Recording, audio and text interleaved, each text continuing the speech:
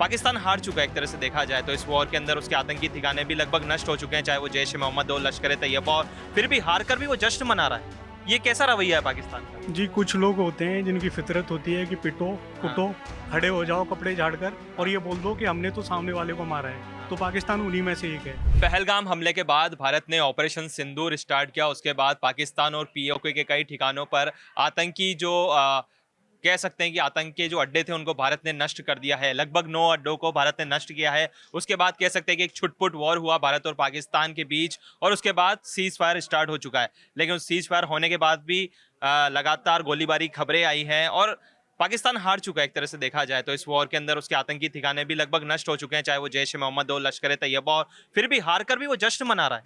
ये कैसा रवैया है पाकिस्तान का? जी, कुछ लोग होते हैं जिनकी फितरत होती है कि पिटो, हाँ। कुटो, खड़े हो जाओ कपड़े झाड़कर और ये बोल दो कि हमने तो सामने वाले को मारा है। हाँ। तो पाकिस्तान उन्हीं में से एक है। पाकिस्तान अच्छी तरह से पिटा है, अच्छा खासा नुकसान हुआ है।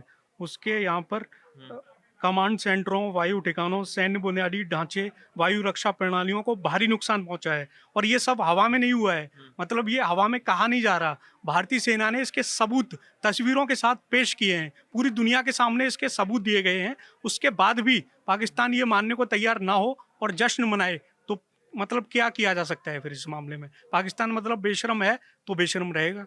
अब जैसे आपने देखा हो, कल भी डीजीएमओ की एक प्रेस कॉन्फ्रेंस हुई थी, आज भी डीजीएमओ ने प्रेस कॉन्फ्रेंस करी है, सबूत भी पेश किए हैं। उसके बाद भी पाकिस्तान एक जो होता है ना कि मिस इन्फॉर्मेशन, जो एक प्रोपोगेंडा होता है, फॉल्स प्रोपोगेंडा, वो दुनिया के सामने पेश कर रहा है।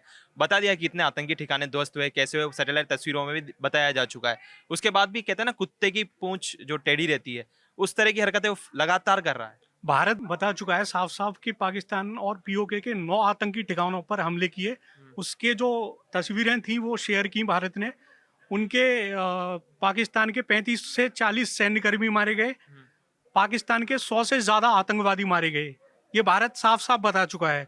इतना बड़ा नुकसान पाकिस्तान को पहुंचा है। इसके अलावा अगर ठिकानों की बात करी जाए, नूर खान, चकलाला, रफीकी, मुरीद, सुक्कुर, सियालकोट, पसरूर, चुनियन, सरगोधा, स्कार्दू, भोलारी और जैकोबाबाद जैसे ठिकाने जो हैं वहाँ पे हमला हुआ है। मतलब भारत पूरे सबूत के साथ बता चुका है कि पाकिस्तान को कितना बड़ा नुकसान यहाँ पर पहुँच चुका है।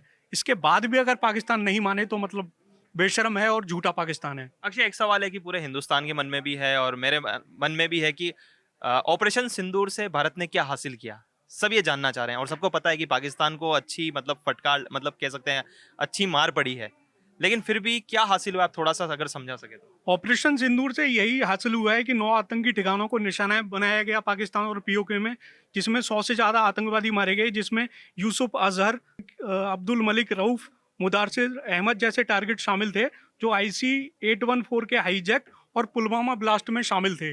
तो ये पाकिस्तान को बहुत बड़ा झटका है, जो आतंकियों को पालता है उसको बहुत बड़ा झटका है कि 100 से ज़्यादा आतंकी मारे गए हैं और उसमें बड़े बड़े आतंकी शामिल थे। भारत ने सबूत दिखाए हैं, मतलब जो अटैक किए हैं इसके बाद सबूत दिखाए हैं। इसके बाद 7 से 10 मई के बीच जो ऑपरेशन सिंदूर जो चला उसमें 35 से 40 पाकिस्तानी सैन्यकर्मी मारे गए। ये भी पाकिस्तान को बहुत बड़ा झटका है।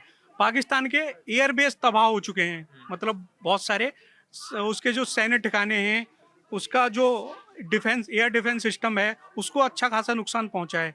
कहा तो यहाँ तक गया है कि पाकिस्तान के जो जो मतलब जो परमाणु प्रतिष्ठान जो था, जो जिसका मेन जो सेंटर था, उसके पास ही एक हमला हुआ है। तो वो पाकिस्तान की चिंताएं वहाँ से बहुत ज़्यादा बढ़ गई थी और उसके बाद पाकिस्तान अमेरिका की तरफ भागा। तो पाकिस्तान को पीछे पीछे पता है कि उसको बहुत सारा नुकसान हुआ है यहाँ पर, लेकिन अपनी जनता के सामने और दुनिया के सामने स्वीकारने को तैयार नहीं है वो। एक आखिरी सवाल ये था कि अक्षय आपसे कि जब अच्छी मार पड़ रही थी पाकिस्तान को, जब अच्छे से पटका जा रहा था, कहते हैं ना धोबी पछाड़, कि मतलब बहुत तरह से पीटा जा रहा था एक तरह युद्ध में, रण में, तो अचानक ट्रम्प बीच में क्यों पड़ गए इस युद्ध के बीच? हाँ, ये बहुत बड़ी बात है कि ट्रम्प बीच में क्यों पड़ गए। अमेरिका का जो बयान जो पहले आया था उसमें अमेरिकी उपराष्ट्रपति जो थे, जेडी वेंस का मैं आपको बयान बता देता हूँ। तो अमेरिकी उपराष्ट्रपति जेडी वेंस ने कहा, हम युद्ध के बीच में नहीं पड़ने जा रहे, ये मूल रूप से हमारा काम नहीं है और इसका अमेरिका की इसे काबू करने की क्षमता से कोई लेना देना नहीं है। आप जानते हैं अमेरिका भारतीयों से हथियार डालने के लिए नहीं कह सकता, हम पाकिस्तानियों से हथियार डालने के लिए नहीं कह सकते। तो जेडी वेंस का पहले तो ये बयान आया, उसके बाद ट्रंप चौधरी बनकर सामने आ गए कि हमने मध्यस्थता करवा दी और हमने युद्ध रुकवा दिया, ये सब कुछ करवा दिया। तो आप ही के दो अलग अलग तरह के बयान थे। अगर आप चौधरी बन रहे हो तो पहले आपने क्यों इस तरह का बयान दिया कि हम इसको काबू नहीं कर सकते, हमारा इससे कोई लेना देना नहीं है। और अचानक आप बनते हो चौधरी और सरपंच बन के आ जाते हो कि क्रेडिट लेते हो उसका कि हमने युद्ध रुकवा दिया। तो भारत तो इनको भाव नहीं दे रहा। भारत कहाँ जिक्र कर रहा है कि अमेरिका ने मतलब युद्ध रुकवा दिया। अमेरिका जबरदस्ती क्रेडिट लेने की कोशिश कर रहा है तो करे। और ट्रंप जो कश्मीर मुद्दे को समझते नहीं है, उन्होंने कश्मीर के मीडिएशन तक की बात कर दी। 1000 साल मुद्दा पुराना बता रहे हैं उसको। कश्मीर का मुद्दा खुद नहीं समझते, वो क्या मीडिएशन करवाएंगे? मीडिएशन क्या होगा? खुल के बोलें पहले इसको कि इंटीग्रल पार्ट है इंडिया का कश्मीर, उसके बाद कुछ आगे बढ़ेगा ना मामला। जब अभिन्न अंग है भारत का, भारत बोलता है कि कश्मीर अभिन्न अंग है, जो पीओके पाकिस्तान के पास है वो भी हमारा है। ट्रंप में है इतनी हिम्मत बोलने की, जिस दिन हिम्मत हो जाएगी उस दिन सामने आ जाएं वो। अभी नहीं है उनके पास इतनी हिम्मत। मैं आपकी बातों से इतना ही समझा हूँ कि जिस तरह से पाकिस्तान को लगातार मार पड़ रही थी, उसके परमाणु ठिकानों के नज़दीक जो मिसाइल गई है, धमाके में, उसके बाद पाकिस्तान गिड़गिड़ाकर अमेरिका के पास गया और अमेरिका से बोला कि इस तरह की खबरें भी आई थी कि अमेरिका से बोला कि हमारे प्लीज़ मध्यस्थता करा लीजिए, नहीं तो हमको काफ़ी नुकसान होने वाला है। यही बात कहना चाहते हैं ना? जी, सुनने में तो यही आया है कि पाकिस्तान पीछे-पीछे, सामने-सामने भले ही कुछ दिखा रहा हो, लेकिन पीछे-पीछे अमेरिका के सामने जाके गिड़गिड़ाया है कि हम युद्ध रोकने को मतलब जो भी युद्ध जैसे हालात पैदा हो गए थे, हम ये जो गोलाबारी और जो मिसाइल छूट रहे हैं, ड्रोन छूट रहे हैं, वो सब रोकने को तैयार हैं और भारत को आप चुप करा दीजिए। मतलब ये पीछे-पीछे की चीज़ें आई हैं कि अमेरिका के सामने गिड़गिड़ाया है वो जाके। ठीक है, आज भी हम बता देते हैं कि आज भी डीजीएमओ की प्रेस कॉन्फ्रेंस हुई है। डीजीएमओ ने कल भी ये साफ कर दिया था कि आतंकियों के खिलाफ ऑपरेशन सिंदूर लगातार जारी रहेगा और एक बात और बोली थी डीजीएमओ की प्रेस कॉन्फ्रेंस में कि भय बिन होय न प्रीत। उन्होंने कहा कि समझदार को इशारा काफ़ी है। ये बात काफ़ी बड़ी बात है कि भय बिन होय न प्रीत, उन्होंने ऐसा बोला। इस पीसी की जो शुरुआत हुई थी वो भी इस बात से हुई थी कि जब नाश मनुष्य पर छाता है, पहले विवेक मर जाता है। पाकिस्तान को साफ संदेश था कि अपने विवेक को जगाइए, मत अपनी जनता को और खुद को बर्बादी की तरफ धकेलिए। अभी भी समय है, संभल जाइए। तो सीधी बात है कि पाकिस्तान को साफ संदेश दिया जा चुका है कि भारत आतंकवाद के खिलाफ जीरो टॉलरेंस की नीति रखता है। भारत आतंकवाद को बिल्कुल बर्दाश्त नहीं करेगा और एक साफ बात भारत मतलब प्रेस कॉन्फ्रेंस में उन्होंने कह दी थी पहले कि जो हमारी जो स्ट्राइक है वो आतंकवाद के विरुद्ध है, ना कि पाकिस्तान के खिलाफ है। हाँ, उन्होंने ये कहा कि हमने जो शुरू में जो पहलगाम आतंकी हमले के बाद जिन ठिकानों पे हमला किया वो आतंकी ठिकाने थे, लेकिन पाकिस्तान ने इसे अपनी लड़ाई बना लिया। उसने आतंकवादियों का साथ दिया और अपनी लड़ाई बना लिया। अपनी लड़ाई बनाकर उसने भारत के सैन्य ठिकानों और सिविलियंस पे हमला किया। इसके बाद भारत ने क्या किया? जवाबी कार्रवाई की। तो भारत ने पाकिस्तान के सैन्य ठिकानों पे तो हमला नहीं किया था, भारत ने आतंकी ठिकानों पे हमला किया था। लेकिन पाकिस्तान जो पनाह देता है आतंकियों को, उसने उसको अपनी लड़ाई बना लिया और पाकिस्तान ने मुंह की खाई। इसके बाद उसके मतलब बहुत सारे एयरबेस, एयरफील्ड को नुकसान पहुंचा है। और अभी आज की पीसी में ये साफ साफ कहा गया है कि भारत के सभी एयरफील्ड हर प्रकार से ऑपरेशनल हैं, मतलब पूरी तरह से काम कर रहे हैं। तो भारत को नुकसान जो पहुंचाना चाहता था पाकिस्तान, वो नहीं पहुंचा, लेकिन पाकिस्तान को अच्छा खासा नुकसान पहुंच गया।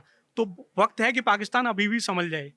चलिए, ऑपरेशन सिंदूर के बाद पाकिस्तान को अच्छा खासा नुकसान पहुंचा है। उसके एयरबेस भी तबाह हुए हैं, कई कह सकते हैं कि एयरक्राफ्ट जो फाइटर जेट्स थे वो भी तबाह हुए हैं। पाकिस्तान का रडार सिस्टम भी लगभग निस्तनाबूद हो चुका है, ऐसा कह सकते हैं हम। एयर डिफेंस सिस्टम उनको लाहौर में हमने तबाह किया उनका। पाकिस्तान का एयर डिफेंस सिस्टम भी तबाह हो चुका है, आतंकी ठिकाने तबाह हो चुके हैं। बोल सकते हैं कि पाकिस्तान की अब कमर लगभग टूट चुकी है। उसके बाद वो गिड़गिड़ाया, अमेरिका के पास गया, सीज फायर, और आज फिर भी आज बैठक होने वाली है भारत और पाकिस्तान के डीजीएमओ की। क्या क्या रुख रह सकता है? पाकिस्तान मतलब वही है कि गिड़गिड़ाएगा, उसके पास वो है क्या और चीज़ें। भारत अभी फ्रंट फुट पे है और पाकिस्तान बैक फुट पे है, अच्छी खासी चोट लगी है। तो भारत अपनी शर्तों पे आगे बढ़ेगा यहाँ से। भारत अभी फ्रंट फुट पे है और पाकिस्तान बैक फुट पे है। ऑपरेशन सिंदूर लगातार जारी रहेगा और भारत ने साफ संदेश दे दिया है कि आतंकवाद को भारत बिल्कुल नहीं सहेगा।